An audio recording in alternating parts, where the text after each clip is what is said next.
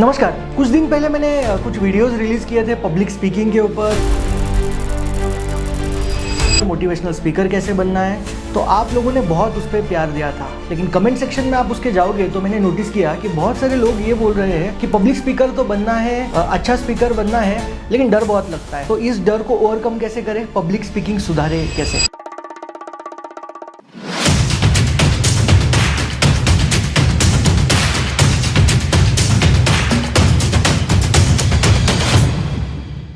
दोस्तों, एक corporate trainer के तौर पे या लीडरशिप कोच के तौर पे मैं काफ़ी सारे सेशंस करता हूँ और मैंने देखा है लीडरशिप में भी पब्लिक स्पीकिंग का काफ़ी महत्व है। अगर आप पब्लिक स्पीकिंग नहीं कर पाते तो एक अच्छे लीडर भी आप नहीं बन पाते। तो सिर्फ पब्लिक स्पीकिंग के कॉन्टेक्स्ट से ही नहीं, अगर आप एक बिजनेसमैन हैं या आप लीडरशिप के कॉन्टेक्स्ट में कहीं पर भी जॉब करते हैं तो आपको पब्लिक स्पीकिंग आना ही आना चाहिए। इसको कोई शॉर्टकट नहीं है। और अगर पब्लिक स्पीकिंग सीखना है तो बहुत सारे लोगों को डर रहता है कि जब भी हम स्टेज पे जाते हैं तो बात नहीं कर पाते, कुछ बोलना चाहते हैं कुछ और ही बोल के आ जाते हैं। तो ये सारे प्रॉब्लम्स के ऊपर समाधान आज करने की कोशिश करेंगे। आज का वीडियो जो है ये overcoming fear of public speaking के ऊपर रहने वाला है। कुछ स्ट्रैटेजीज दूंगा, कुछ मेथड्स दूंगा जिसको आप यूटिलाइज करके एक अच्छे पब्लिक स्पीकर बन सकते हैं। तो सबसे पहले बात करते हैं फियर के ऊपर। दोस्तों, सबसे पहले आपको डीप डाइव करना पड़ेगा कि फियर मतलब होता क्या है। देखिए, जैसे ही आप 4-2 लोगों के सामने चले जाते हो या 5000 लोगों के सामने चले जाते हो, अगर आपको डर आ रहा है तो सबसे पहले आपको डर की व्याख्या समझनी पड़ेगी कि डर एग्जैक्टली होता क्या है।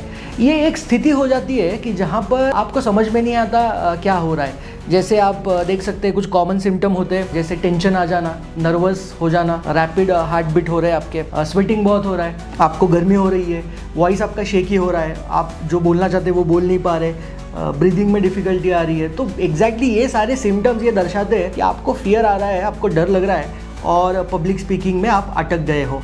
अब ऐसी स्थिति पे इमोशनल अवेयरनेस बहुत ज़रूरी है। आपको अवेयर होना पड़ेगा एग्जैक्टली हो क्या रहा है, तभी तो आप उस पर कंट्रोल ला पाओगे। तो सबसे पहला ये कॉमन सिम्टम जैसे मैंने आपको बताया, और दूसरा आपको फियर समझना पड़ेगा कि एग्जैक्टली क्या है। फियर क्यों आता है? 2-3 कारणों की वजह से आता है। सबसे पहले फियर को समझते हैं। देखिए, जैसे ही फियर आपको आएगा, ये कॉमन सिम्टम मैंने आपको बता दिए, ये फियर आने के बाद आप फ्लाइट या फाइट मोड में चले जाते हो, यानी आप उसको फाइट करने की कोशिश करते हो या डर के मारे भाग जाने की कोशिश करते हो। तो ये परिस्थिति में ये फियर होता है। अब फियर क्यों आता है? फियर आने के बहुत सारे कारण हो सकते हैं। आप प्रिपेयर्ड नहीं है, आपके अंदर सेल्फ कॉन्फिडेंस नहीं, ये सारा हो सकता है। लेकिन यू नीड टू अंडरस्टैंड कि आपको इसके ऊपर मात करनी पड़ेगी, क्योंकि पब्लिक स्पीकिंग जो है आपके लाइफ को भी इम्पैक्ट करेगा। दोस्तों, पब्लिक स्पीकिंग अगर आप डेवलप कर पाए तो आप एक अच्छे, आपको प्रमोशन के लिए उपयुक्त माना जाएगा, आपका सैलरी भी बढ़ सकता है और आपके करियर में, सोशल सिनारों में आपको रोल मॉडल की तरह देखा जाएगा। आपकी पर्सनल ग्रोथ काफ़ी होते रहेगी।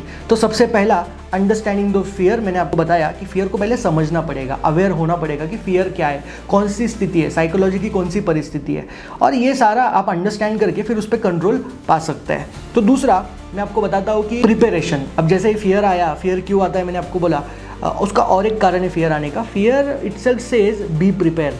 जब भी आपकी तैयारी नहीं होती है, आप रेडी नहीं होते हो, आपको पता नहीं होता है क्या बात करना है, तो बहुत बार फियर आता है। मतलब प्रिपरेशन कम है तो फियर आना लाजमी है। तो पावर ऑफ प्रिपरेशन बहुत ज़रूरी है।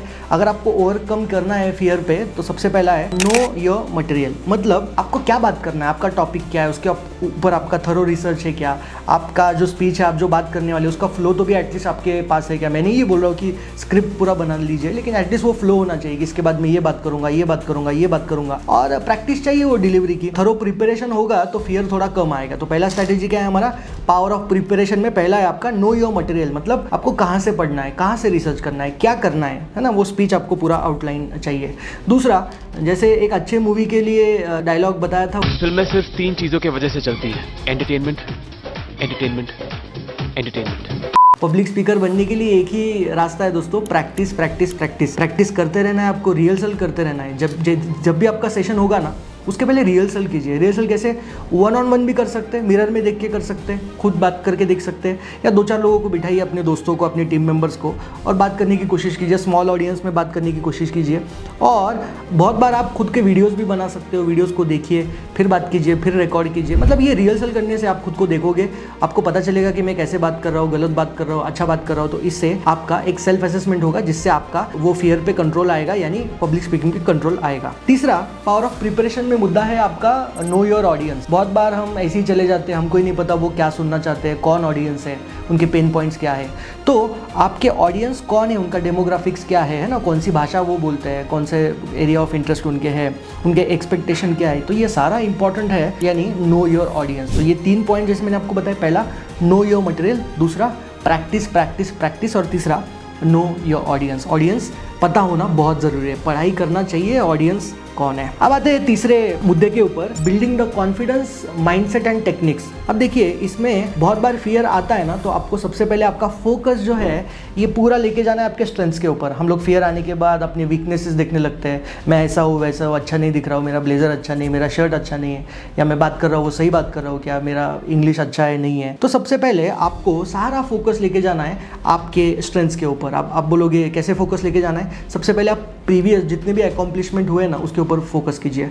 बहुत बार दोस्तों मैं भी सेशंस देता हूँ ना, तो बहुत बार ऐसा होता है कि आई ऑल्सो फील नर्वस। तो नर्वसनेस जब भी आता है तो मैं उस हॉल में जाते ही सबसे पहले प्रीवियस अकॉम्प्लिशमेंट्स ढूंढने लगता हूँ कि यार पिछले बार तो मैंने 2000 लोगों को सेशन दिया था और वो भी तो यही इंडस्ट्री के थे, तो ये कौन से लोग अलग हैं। तो वो प्रीवियस अकॉम्प्लिशमेंट से थोड़ा कॉन्फिडेंस आने लगता है। रिमाइंड योर कैपेबिलिटीज़, जैसे वो रामायण में भी हनुमान जी जब अपनी शक्तियों को भूल गए थे तो जामवन जी आए और उनको याद दिला के गए कि तुझमें बहुत शक्तियाँ है। वो रिमाइंड करना ज़रूरी है, आपके स्ट्रेंथ्स के ऊपर फोकस करना बहुत ज़रूरी है, पास्ट अचीवमेंट्स पे, अकॉम्प्लिशमेंट पे फोकस करना बहुत ज़रूरी है।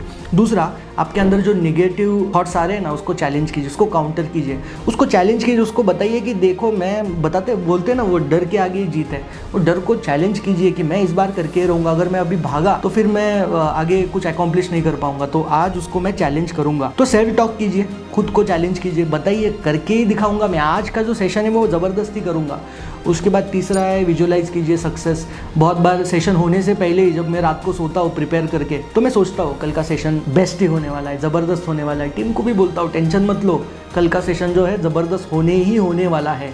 तो I try to visualise myself कि मैं जा रहा हूँ स्टेज पे, है ना, बात कर रहा हूँ, ओपनिंग अच्छा कर रहा हूँ, लोग कनेक्ट हो रहे हैं, लोग हंस रहे हैं, लोग एंजॉय कर रहे हैं। तो पावर ऑफ विजुअलाइजेशन से क्या होता है, मेंटली थोड़ा कॉन्फिडेंस बूस्टअप हो जाता है। तो जब आप स्टेज पे चले जाते हो, इतना विजुअलाइज कर चुके हैं आप पहले कि मैं अच्छा ही बात करने वाला हूँ, मैं ज़बरदस्ती बात करने वाला हूँ, तो उससे क्या हो जाता है, वो पावर ऑफ विजुअलाइजेशन से फिर डर खत्म हो जाता है और जैसे ही आप स्टेज पे चले जाते हो ज़बरदस्त आपका पोटेंशियल बाहर आने लगता है। चौथा, स्ट्रैटेजी फॉर द मोमेंट। अब उस मोमेंट पे क्या करना चाहिए वो पहले बताता हूँ। अब ये तो हुआ, लेकिन फिर भी अगर आप इतना सब करके भी स्टेज पे गए और फिर भी आपको डर लगने लगा, तो सबसे पहला ब्रीदिंग टेक्निक्स के ऊपर काम कीजिए। ब्रीदिंग के बहुत सारे टेक्निक्स होते हैं, शांति से कहीं पे बैठिए, सांस लीजिए। बहुत बार मैं इनिशियल डेज में जब डरता था, थोड़ा फियर था मुझ में, तो मैं हेडफोन्स लेके चला जाता था वॉशरूम में, इधर उधर थोड़ा सा टाइम पास करने जाता था, हेडफोन पे जोर से मैं कोई गाना बजाता था, मोटिवेशनल या कुछ ऐसा बढ़िया वाला गाना, जिससे बीट्स और वो सब सुन के मुझ में वो अंदर से आग आती थी, तो फिर वो उससे मैं कनेक्ट होता था। दूसरा, ब्रीदिंग टेक्निक, जैसे मैंने आपको बोला, तो बहुत बार मैं वॉशरूम इधर उधर जाके ज़ोर से सांस लेने लगता था, चिल्लाता था, मतलब ज़ोर ज़ोर से नहीं चिल्लाता था, but I try to talk, क्योंकि सेशन के पहले इतना शांत हो जाते हैं हम लोग, फिर उधर जाके फिर ये होने लगता है। तो ब्रीदिंग टेक्निक जैसे मैंने कहा, थोड़ा सा एक्सरसाइज कीजिए, वार्म अप कीजिए, जैसे क्रिकेटर्स करते हैं ना वैसा थोड़ा वार्म अप कीजिए, उससे भी काफ़ी मदद मिलेगी आपको। दूसरा, जैसे ही आप हॉल में जाओगे, जितने भी ऑडियंस आपके बैठे हैं ना, उनसे एंगेज करने की कोशिश कीजिए, थोड़ा बातचीत करने की कोशिश कीजिए, फ्रेंडली मैनर में होने की कोशिश कीजिए, पूछे आप कहाँ से हैं, कितने लोग और आ रहे हैं, थोड़ा आप बातचीत करोगे, उनके पास देखोगे, पानी वानी पूछोगे, कितने बजे सेशन, क्या एजेंडा है, व्हाटएवर जो भी आप पूछ सकते हो, एंगेज कीजिए ऑडियंस के साथ। तो क्या हो जाएगा ना, उस मोमेंट पे वो फियर कम कम कम कम कम होने लगेगा। तीसरा, एम्बैरस मिस्टेक्स, मतलब मिस्टेक्स होने वाली है ये खुद को बताइए। कौन सा पब्लिक स्पीकर है जो मिस्टेक नहीं करता है, मुझे बताइए कमेंट सेक्शन में। अरे हर कोई मिस्टेक करता है, तो डरने की कोई ज़रूरत नहीं है, खुद को बताइए, मिस्टेक से ही तो सीखूंगा, मैं अभी मिस्टेक करूंगा, कोई फ़र्क नहीं पड़ता है, उससे मैं सीखूंगा, लेकिन मिस्टेक से ज़्यादा मैं अच्छा सेशन करने की कोशिश करूंगा, तो मिस्टेक से डरने की ज़रूरत नहीं है आपको। तो ऑलवेज एम्बैरस द मिस्टेक्स से डरना नहीं है। और finally, beyond the fear, cultivating a confident speaker. इसमें देखिए, फोकस ऑन वैल्यूज़। अभी जैसे आप सेशन करने जाओगे तो खुद को बताइए, क्या मैं वैल्यू ऐड कर रहा हूँ ऑडियंस के कॉन्टेक्स्ट में, क्या मैं ऑडियंस को एंटरटेन कर रहा हूँ। सिर्फ आप भाषण दोगे, कुछ ऐसा ही मतलब स्पीच या पीपीटी पढ़ के बताओगे, तो ऑडियंस कभी कनेक्ट नहीं होगी ना। It's very obvious, you have to value, उनके लाइफ में कुछ वैल्यू ऐड, उनको सुन के लगना चाहिए हाँ यार बंदा तो सही बोल रहा है, हाँ यार ये तो काम की चीज़ बोल रहा है, तो आपका उसमें प्रिपरेशन जैसे मैंने कहा वो तो इंपॉर्टेंट है ही, वैल्यूएबल इन्फॉर्मेशन दीजिए, फेक इन्फॉर्मेशन मत दीजिए, उसको फैंसी तरीके से एंटरटेनमेंट तरीके से कीजिए। आपको याद है ना स्कूल में जब हमारे टीचर्स वगैरह कुछ खेल कूद के कुछ सिखाते थे तो कितना मज़ा आता था, उस तरीके से कुछ एंटरटेनमेंट वगैरह कीजिए, उससे आपका थोड़ा सा पर्सनल जो टेंशन है वो रिलीज़ हो जाएगा। दूसरा, आप सेलिब्रेट कीजिए स्मॉल विक्ट्रीज़ को। जैसे ही आप सेशंस देने लगोगे, एक दिन तो आपका फियर ख़त्म नहीं होगा। 1 सेशन, 2 सेशन, 3 सेशन, हर बार जब आप सेशन दोगे तो खुद को बताइए यार मैंने ज़बरदस्त आज सेशन किया। उसको सेलिब्रेट कीजिए, टीम के साथ कीजिए, किसी के साथ भी कीजिए। वो सेलिब्रेट ऐसा कीजिए कि आप कभी भूले नहीं। तो सेलिब्रेट स्मॉल विक्ट्रीज़ आपको कॉन्फिडेंस ग्रो करते रहेंगे। और always seek continuous improvement. Public speaking के कोर्सेज आप कर सकते हैं, टोस्ट मास्टर्स में जा सकते हैं, ऑनलाइन कम्युनिटी ज्वाइन कर सकते हैं, मेरी तरह ऐसे वीडियोस बना सकते हैं। उससे क्या होता है ना, कंटिन्यूअस इंप्रूवमेंट होते रहता है। रुकना नहीं है दोस्तों, लाइफ इज़ अ जर्नी, रुकना नहीं है, करते रहना है, डेवलप करते रहना है, आगे बढ़ते रहना है। और अगर आपको डर लगता है ना तो वो माउंटेन ड्यू का वो ऐड फिर से मैं यहाँ पे चला देता हूँ, डर के आगे जीत है और गला सबका सूखता है। तो डरने की बात नहीं, आप डर रहे हो ना, हर कोई डरता है। स्वामी विवेकानंद जी भी बोलते थे कि मैं आखिरी सेशन तक मुझे नर्वसनेस आता था, डर लगता था। अगर स्वामी विवेकानंद जी को डर लगता है तो आप और हम कौन है, छोटे लोग हैं, तिनका भी नहीं हम इस दुनिया में। तो दोस्तों इम्प्रूवमेंट करते रहिए, सीखते रहिए। लोग आएंगे, लोग आपको क्रिटिसाइज़ करेंगे, कोई फ़र्क नहीं पड़ता। आप कौन है, आपके स्ट्रेंथ्स क्या है, उसके ऊपर फोकस कीजिए। और मैंने जो आपको आज स्ट्रैटेजी सारे बताए, जैसे कि नो योर ऑडियंस फर्स्ट है ना, पढ़ाई कीजिए, रिसर्च कीजिए, आपका मटेरियल है वो रेडी रखिए, ब्रीदिंग टेक्निक्स हो, ये सारा आप करिए। फियर वगैरह कुछ नहीं है, फियर आएगा उसको गले लगा लीजिए, क्योंकि फियर आके आपके कान में एज अ दोस्त यही बोल रहा है कि you are not prepared, be prepared. तो जब भी वो आएगा उसको बोलना आई एम प्रिपेयर्ड, देख मेरे पास कितना प्रिपरेशन है। और जब जैसे आप उसको बोलोगे आई एम प्रिपेयर्ड, क्योंकि वो एज अ दोस्त आपको शुभचिंतक बता रहा है, यू आर नॉट प्रिपेयर्ड, से challenge him, I am prepared. और जाइए कॉन्फिडेंटली बात कीजिए। एज अ पब्लिक स्पीकर आप आपके ऑफिसेस में जाके बात कीजिए, आपके टीम के साथ बात कीजिए, सेशंस कीजिए। पब्लिक स्पीकिंग से पर्सनल ग्रोथ आपकी तय है दोस्तों। आशा करता हूँ आपको ये वीडियो अच्छा लगा होगा। वीडियो अच्छा लगा है तो कमेंट में मुझे जाके बताइए पब्लिक स्पीकिंग में आपको और क्या दिक्कतें आ रही है। ट्राई करूँगा, प्रयास करूँगा आपके क्वेश्चंस को सॉल्व करने का। मिलते हैं नेक्स्ट वीडियो में, तब तक के लिए I am signing off, bye.